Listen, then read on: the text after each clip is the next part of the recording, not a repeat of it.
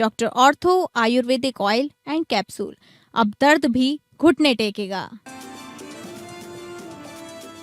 Brazil के राष्ट्रपति Luiz Inacio Lula दा सिल्वा आज भारत आएंगे। आर्टिफिशियल इंटेलिजेंस पर आयोजित समिट में लेंगे हिस्सा। आज गरजेंगे मिग-29 के LCA तेजस और टोही विमान। राष्ट्रपति लेंगी अंतर्राष्ट्रीय बेड़े की सलामी।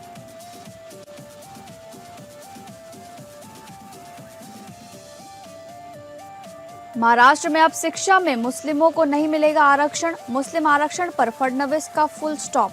फडणवीस सरकार ने रद्द किया 5% कोटा वाला आदेश।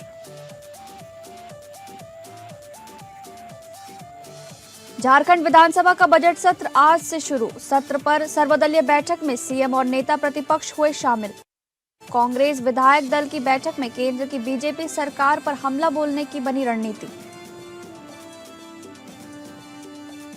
आईपैक रेड मामले में ममता बनर्जी के खिलाफ दाखिल ईडी की याचिका पर सुप्रीम कोर्ट में सुनवाई करेगा।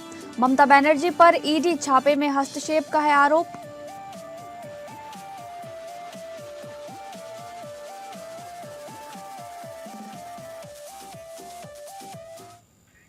नमस्कार, आप सभी का स्वागत है इस बुलेटिन में। मैं हूं आपके साथ शालिनी राणा। शुरुआत करेंगे बुलेटिन की बड़ी खबर से।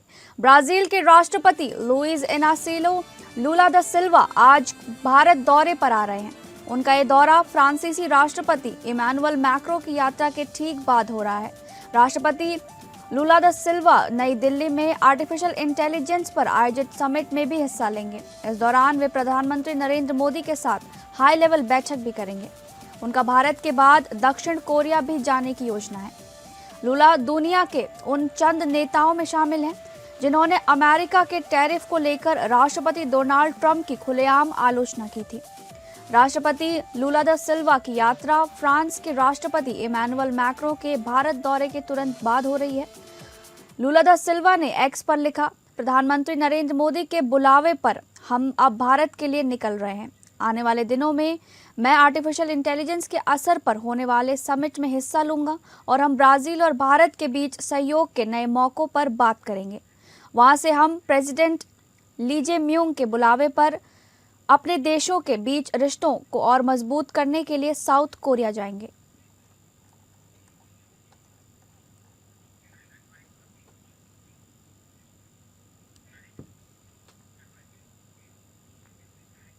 भारतीय नौसेना द्वारा आयोजित अंतर्राष्ट्रीय नौसैनिक अभ्यास मिलन 2026 का उद्देश्य मित्र देशों की नौसेनाओं के बीच समन्वय, आपसी सहयोग और समुद्री सुरक्षा को मजबूत करना है। इसका आयोजन विशाखापट्टनम में किया जाएगा। यहाँ विभिन्न देशों के युद्धपोत, समुद्री विमान और सैन्य प्रतिनिधि हिस्सा लेंगे। सिटी ऑफ डेस्टिनी कहे जाने वाले विशाखापट्टनम के समुद्री तट पर राष्ट्रपति Droupadi Murmu international fleet review के जरिए दुनिया को भारत की बढ़ती नौसैनिक शक्ति का परिचय देंगी। इस ऐतिहासिक क्षण का गवाह बनने के लिए राष्ट्रपति द्रौपदी मुर्मू विशाखापट्टनम पहुंची।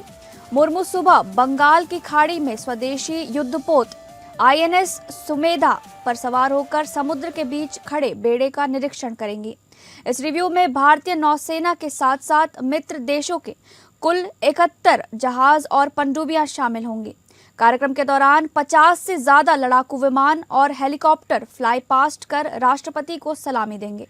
आकाश में मिग-29 के LCA तेजस, P-8I टोही विमान और सी किंग हेलीकॉप्टरों की गड़गड़ाहट सुनाई देगी।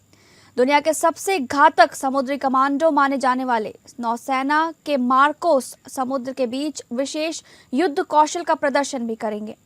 इनमें एक साथ 75 देशों और कुल 65 नौसेनाओं की मौजूदगी भारत के बढ़ते वैश्विक कद को दर्शाती है। भारत अपनी नौसैनिक शक्ति के जरिए विकासशील देशों की आवाज बन रहा है, जिससे उसे अंतर्राष्ट्रीय मंचों पर एक सामरिक बढ़त मिल रही है। भारतीय नौसेना केवल एक सैन्य बल नहीं, बल्कि समुद्री व्यवस्था को आकार देने वाली एक कूटनीतिक शक्ति में तब्दील हो रही है। इस बार का आयोजन इसलिए विशेष है क्योंकि ये दुनिया के सबसे बड़े नौसैनिक अभ्यासों में से एक मिलन 2026 के साथ आयोजित हो रहा है।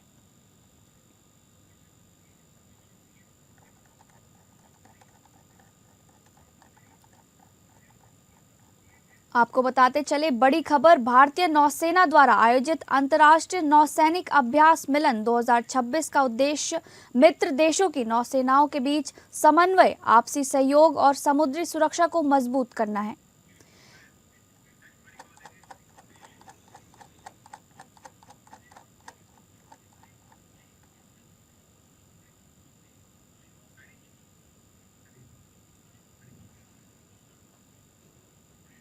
झारखंड विधानसभा का बजट सत्र आज से शुरू होने वाला है। इससे पहले मंगलवार को विधानसभा अध्यक्ष रविंद्रनाथ महतो ने सर्वदलीय बैठक की। इस बैठक में मुख्यमंत्री हेमंत सोरेन के साथ ही नेता प्रतिपक्ष बाबूलाल मरांडी शामिल हुए। झारखंड विधानसभा के पंचम बजट सत्र के सफल, सुव्यवस्थित और गरिमामय आयोजन को लेकर विधानसभा अध्यक्ष रविंद्रनाथ महतो की अध्यक्षता में मंगलवार को रांची स्थित उनके कार्यालय में सर्वदलीय बैठक आयोजित की गई। झारखंड विधानसभा का बजट सत्र 18 फरवरी से शुरू होकर 19 मार्च तक चलेगा। विधानसभा अध्यक्ष द्वारा बुलाई गई बैठक में मुख्यमंत्री हेमंत सोरेन और नेता प्रतिपक्ष बाबूलाल मरांडी शामिल हुए। बैठक का उद्देश्य बजट सत्र के दौरान विधानसभा की कार्यवाही को सुव्यवस्थित, पारदर्शी और प्रभावी ढंग से संचालित करने के लिए की जा रही तैयारियों की समीक्षा करना था। वहीं झारखंड विधानसभा के बजट सत्र के सुचारू संचालन और बजट की रूपरेखा तय करने को लेकर मंगलवार को मुख्यमंत्री हेमंत सोरेन की अध्यक्षता में विधानसभा स्थित उनके कक्ष में उच्च स्तरीय बैठक हुई। बैठक में राज्य की समग्र अर्थव्यवस्था, ग्रामीण अर्थव्यवस्था की मजबूती तथा महिला सशक्तिकरण को बजट की प्राथमिकताओं में शामिल करने पर विस्तृत चर्चा की गई। मुख्यमंत्री ने कहा कि बजट राज्य के विकास का रोड मैप होता है। इसकी तैयारी व्यापक और ठोस होनी चाहिए। केंद्र सरकार द्वारा मनरेगा में किए गए बदलावों और झारखंड के युवाओं की लंबित छात्रवृत्ति के विरोध में प्रदेश कांग्रेस सदन के अंदर और बाहर आंदोलन करेगी। मंगलवार को कांग्रेस विधायक दल की बैठक में यह निर्णय लिया गया। बैठक में स्थानीय मुद्दों के साथ साथ राष्ट्रीय मुद्दों को भी मुखरता से उठाने का ऐलान किया गया।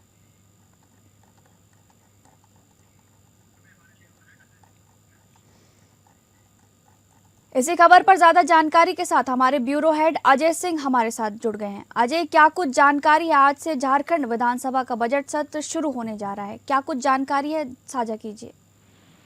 देखिए शालिनी, मैं बताऊं कि आज से जो है बजट सत्र जो है झारखंड विधानसभा का बजट सत्र शुरू हो रहा है। आज से लेकर 18 फरवरी से लेकर 19 मार्च तक ये बजट सेशन चलेगा। इस दरमियान जो है वो 17 कार्य दिवस होंगे। इन्हीं कार्य दिवसों के बीच चूंकि एक मामला और भी है, एक में बीच में होली का त्योहार पड़ रहा है, दूसरी तरफ झारखंड में निकाय चुनाव भी होने हैं जो 23 फरवरी को होगा।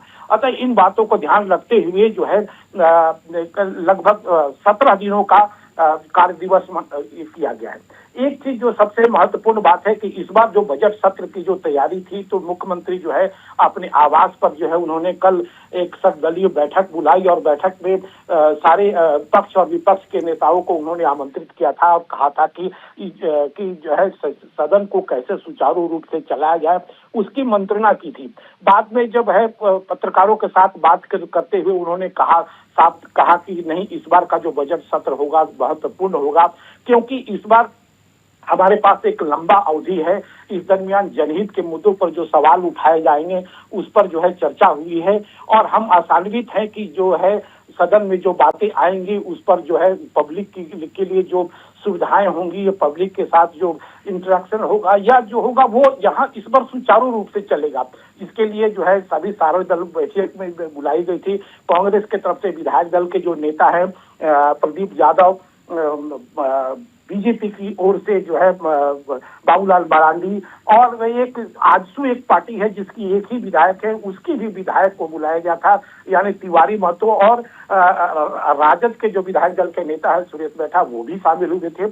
तो ये कहने का लुभाव ये है कि जो है मंत्रणा, कल जब मुख्यमंत्री ने मंत्रणा की और कहा कि जैसे भी हो इस बार का जो बजट सत्र होगा बड़ा एक सकारात्मक होगा और इसमें कि जनहित के मुद्दे पर जो सवाल उठाए जाएंगे, जनहित पर जो बातें होंगी वो अच्छा होगा।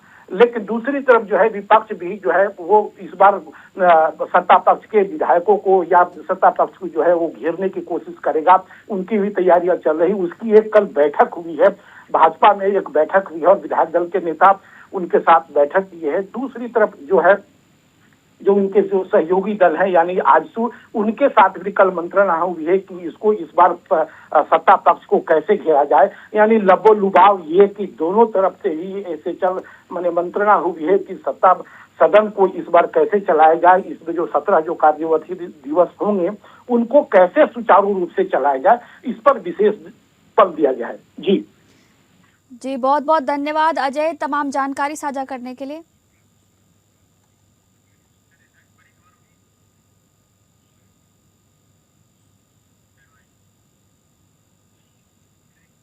अगली बड़ी खबर लखनऊ से बड़ी खबर है कि यूपी के मुख्यमंत्री योगी आदित्यनाथ की संघ प्रमुख मोहन भागवत से मुलाकात हो सकती है।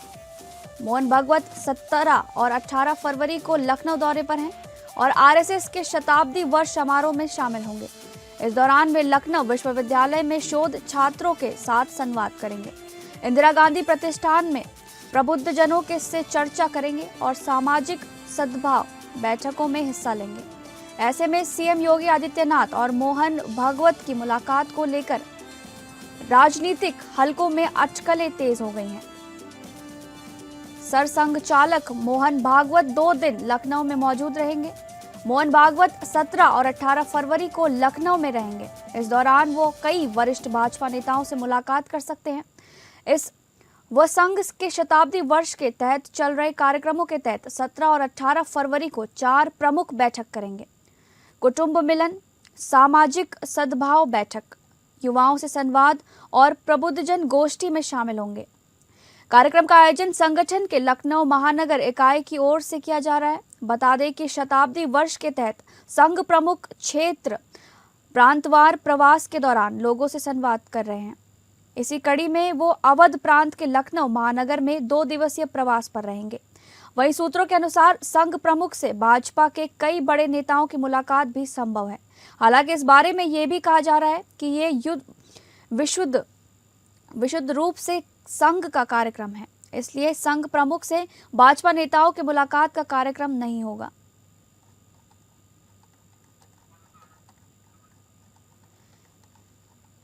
इसी खबर पर ज्यादा जानकारी के साथ हमारे विशेष संवाददाता आनंद सिंह हमारे साथ जुड़ गए हैं। आनंद, क्या कुछ जानकारी है? मोहन भागवत सीएम योगी से मुलाकात कर रहे हैं?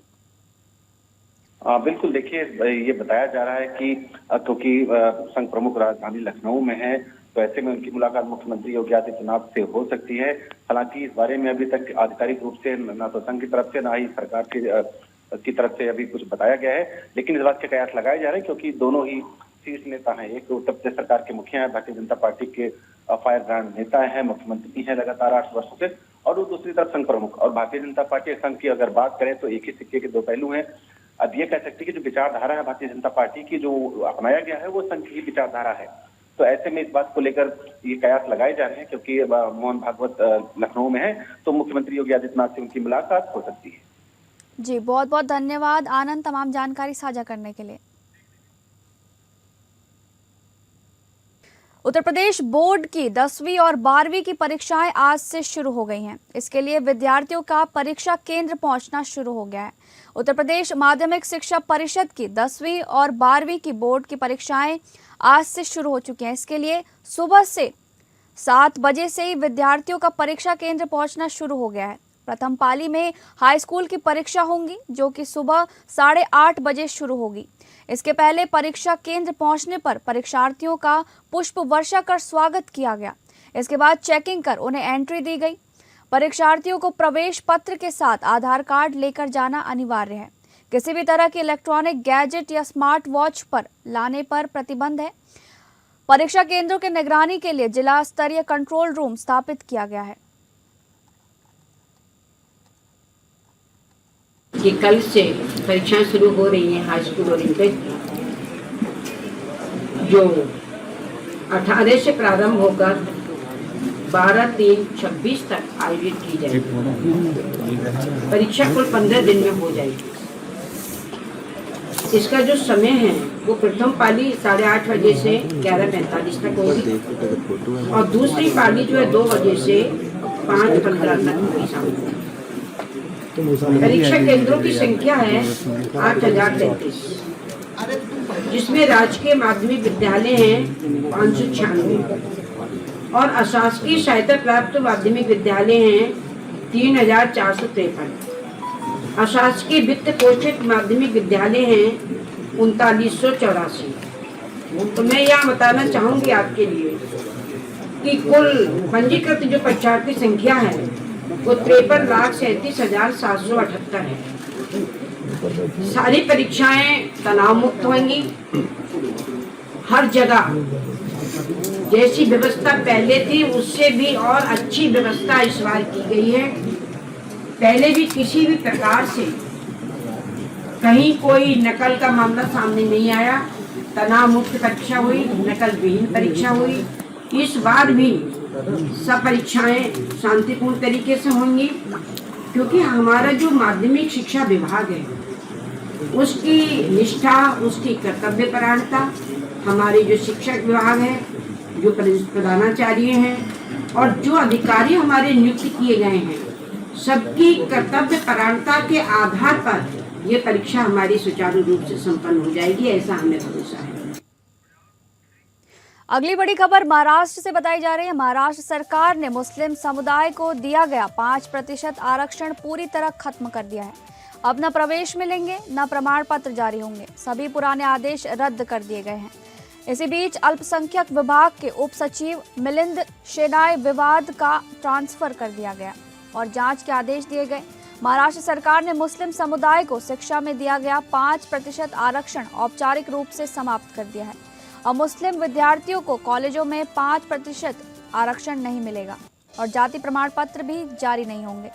2014 में शुरू हुआ यह आरक्षण अध्यादेश और संबंधित आदेश अनिश्चित स्थिति में था, जिसे खत्म किया गया।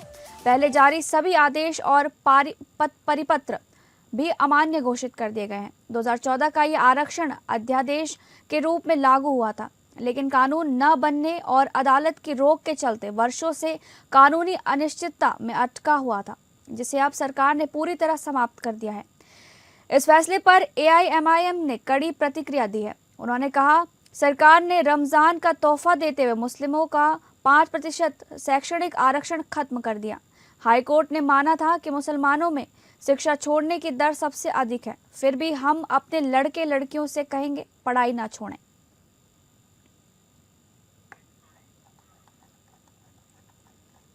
इसी खबर पर ज्यादा जानकारी के साथ हमारे संवाददाता सर्वजीत सोनी हमारे साथ जुड़ गए हैं। सर्वजीत, आपसे जानना चाहेंगे क्या कुछ खबर है? महाराष्ट्र सरकार ने बड़ा फैसला लिया है, फडणवीस सरकार ने, क्या कुछ जानकारी है, साझा कीजिए। जिस तरह से 2014 में 5% जो आरक्षण दिया गया था मुस्लिम समुदायों को, अब वो पूरी तरह से, हालांकि इससे पहले जो घोषणा की गई थी, लेकिन जो कल है महाराष्ट्र सरकार ने एक बयान पारित किया है जिसमें जो भी आदेश दिए गए थे, जो भी इसका लाभ लिया जा रहा था, वो पूरी तरह से रद्द हो जाएगा। हालांकि इसके जो सचिव है उनका भी तबादला कर दिया गया है आरक्षण को जो इसको लेकर। हालांकि अब इस पे अब मुस्लिम जो राजनीतिक है उनका प्रतिक्रिया आ रही है, लेकिन महाराष्ट्र सरकार ने अब GR पास करके महाराष्ट्र में जो भी इसमें जो लाभकारी थे, अब वो पूरी तरह से अवैध हो जाएगा, वो अपना इसका लाभ उठा नहीं सकते। तो कहीं ना कहीं एक बड़ा झटका माना जा रहा है जिस तरह से मुस्लिम को लेकर। इसमें अब सियासी हलचल तेज है। अब और वहीं इस मराठा आरक्षण की बात करें तो उन्हें भी जो आरक्षण दिया गया था, उस मामले को लेकर सुप्रीम कोर्ट में अभी विचाराधीन मामला है, जो मामला अभी फिलहाल मुंबई हाईकोर्ट में चल रहा है। तो जिस तरह से एक ऑलरेडी बोला गया था 2014 में, अब GR पास करके पूरी तरह से मामले को रद्द कर दिया गया है। जी बहुत बहुत धन्यवाद सर्वजीत, तमाम जानकारी साझा करने के लिए।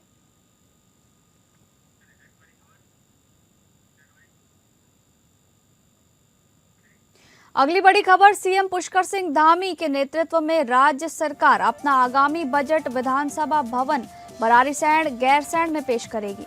प्रमुख सचिव धनंजय चतुर्वेदी द्वारा जारी कार्यक्रम के अनुसार ये सत्र 9 मार्च से 13 मार्च तक चलेगा। सीएम पुष्कर सिंह धामी ने कहा कि बजट को अंतिम रूप दिया जा रहा है और उसे समावेशी बनाने के लिए चंपावत व पौड़ी जैसे क्षेत्रों में बजट पूर्व संवाद के माध्यम से हितधारकों के सुझाव के लिए गए हैं। उन्होंने केंद्रीय बजट को राज्य के लिए दिशा निर्देश बताया। आपको बता दें, उत्तराखंड के सीएम पुष्कर सिंह धामी के नेतृत्व में राज्य सरकार अपना आगामी बजट विधानसभा भवन बरारीसैंण गैरसैंण में पेश करेगी। प्रमुख सचिव धनंजय चतुर्वेदी द्वारा जारी कार्यक्रम के अनुसार ये सत्र 9 मार्च से 13 मार्च तक चलेगा। सीएम पुष्कर सिंह धामी ने कहा कि बजट को अंतिम रूप दिया जा रहा है और इसे समावेशी बनाने के लिए चंपावत व पौड़ी जैसे क्षेत्रों में बजट पूर्व संवाद के माध्यम से हितधारकों के सुझाव लिए गए हैं। उन्होंने केंद्रीय बजट को राज्य के लिए दिशा निर्देश बताया।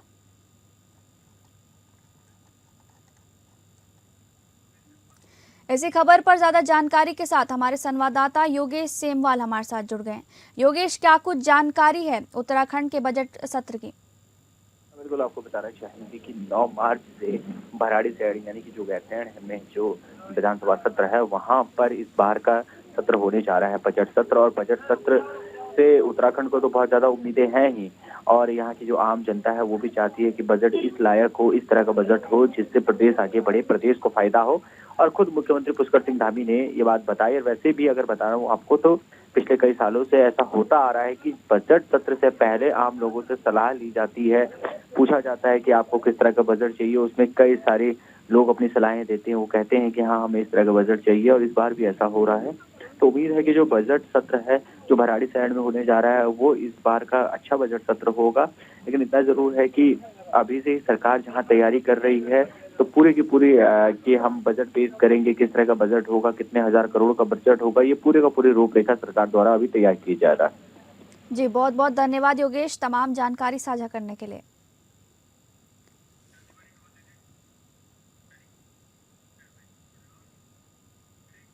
अगली बड़ी खबर, आईपैक रेड मामले में ममता बनर्जी के खिलाफ दाखिल ईडी की याचिका पर आज सुप्रीम कोर्ट सुनवाई करेगा। ईडी ने आईपैक में रेड के दौरान ममता बनर्जी पर दखलंदाजी का आरोप लगाते हुए सुप्रीम कोर्ट का रुख किया है। याचिका में सीएम ममता बनर्जी, राज्य के डीजीपी राजीव कुमार और कोलकाता पुलिस कमिश्नर मनोज कुमार को पक्षकार बनाते हुए उनके खिलाफ एफआईआर दर्ज किए जाने की मांग की है। याचिका में आरोप लगाया गया है कि पश्चिम बंगाल की मुख्यमंत्री ममता बनर्जी और कुछ वरिष्ठ पुलिस अधिकारियों ने ईडी की कार्रवाई में हस्तक्षेप किया। इससे पहले सुनवाई के दौरान याचिकाकर्ता के वकील ने अदालत को बताया कि इसी घटना से जुड़ी एक और याचिका पहले से लंबित है। इस पर सुप्रीम कोर्ट ने कहा था कि इस मामले को उसी बेंच के सामने सूचीबद्ध किया जाए जिसकी अध्यक्षता जस्टिस प्रशांत कुमार मिश्रा कर रहे हैं। कोर्ट ने यह भी निर्देश दिया कि मामला 18 फरवरी को उसी बेंच के सामने सुना जाएगा। सुनवाई के दौरान वरिष्ठ वकील कपिल सिब्बल ने कहा कि अगर पीआईएल को सुना जाता है तो याचिकाकर्ता को भी अपनी बात रखने का अधिकार मिलेगा। इस पर कोर्ट ने साफ किया कि फिलहाल सिर्फ मामले को सूचीबद्ध करने का आदेश दिया गया है। इससे पहले भी ईडी और तृणमूल कांग्रेस के बीच आईपैक छापे को लेकर टकराव सामने आया था। अब सुप्रीम कोर्ट ने इस मामले से जुड़े एक और पीआईएल को पहले से लंबित याचिकाओं के साथ टैग कर दिया है। अब सभी संबंधित मामलों की सुनवाई फरवरी को एक ही बेंच के सामने होगी।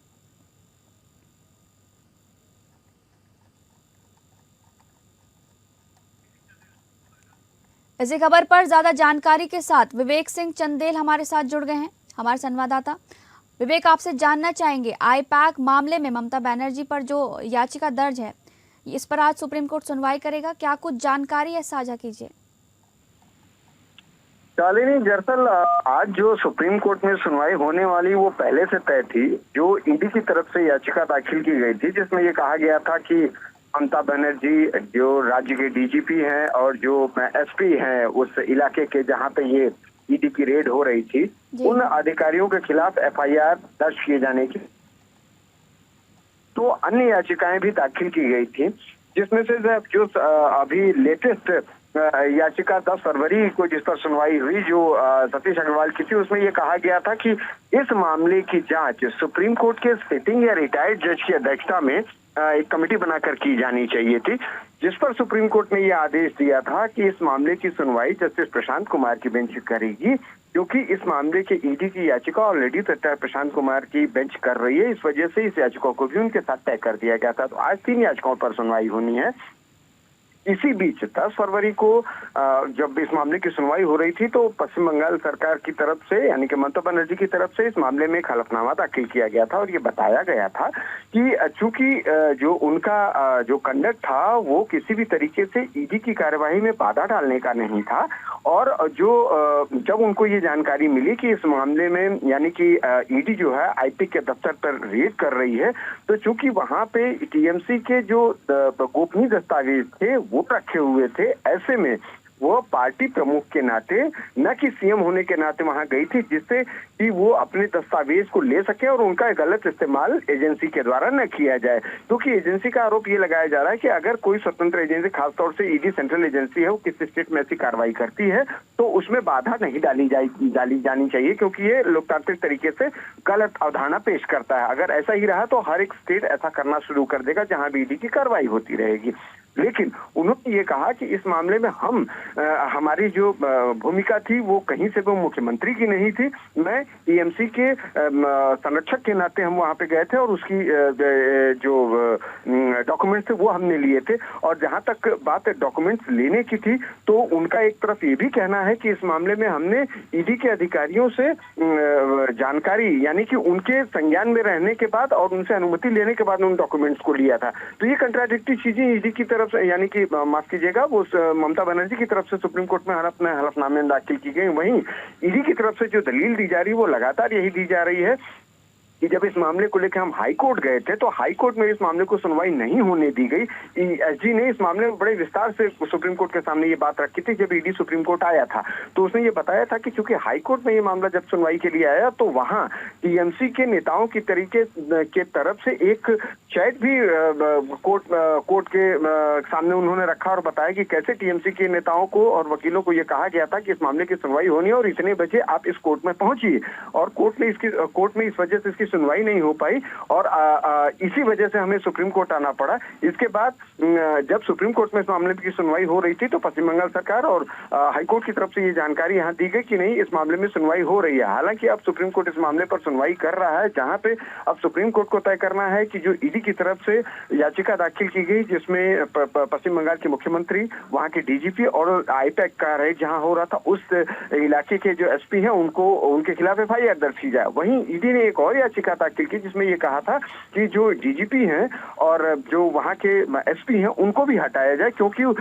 जो उनको हटाए जाने की मांग करते हुए अर्जी दाखिल की थी जिस पर सुप्रीम कोर्ट को सुनवाई करना और ये देखना है कि क्या उनको हटाने के निर्देश सुप्रीम कोर्ट दे सकती है। तो आज जब इन तीनों मामलों की सुनवाई होगी जस्टिस प्रशांत कुमार मिश्रा की बेंच में, तब देखना होगा कि जो ईडी की दलीलें होंगी और जो पश्चिम बंगाल सरकार की तरफ से एफिडेविट दाखिल किया गया है और जो ये दो और अन्य याचिकाएं दाखिल की, इन याचिकाओं पर जो वकील हैं उनकी दलील सुनने के बाद सुप्रीम कोर्ट इस मामले में क्या कोई आदेश जारी करता है जिसमें जो डीजीपी और एसपी को हटाए जाने की मांग, मामले में एसआईटी के द्वारा जांच की जाए, उस एसआईटी की अध्यक्षता सुप्रीम कोर्ट के रिटायर्ड और सिटिंग जज करें, या फिर ईडी की जो माफ कीजिएगा जो ममता बनर्जी की तरफ से जो एफिडेविट दिया गया है जिससे कोर्ट संतुष्ट हो सकता है कि क्या जो उन्होंने एफिडेविट दिया है और जो उनकी तरफ से किया गया कार्य था वो दोनों में कहीं कंट्राडिक्शन है। अब सुप्रीम कोर्ट को यह तय करना होगा। जी बहुत बहुत धन्यवाद विवेक तमाम जानकारी साझा करने के लिए। फिलहाल इस बुलेटिन में बस इतना ही। नमस्कार।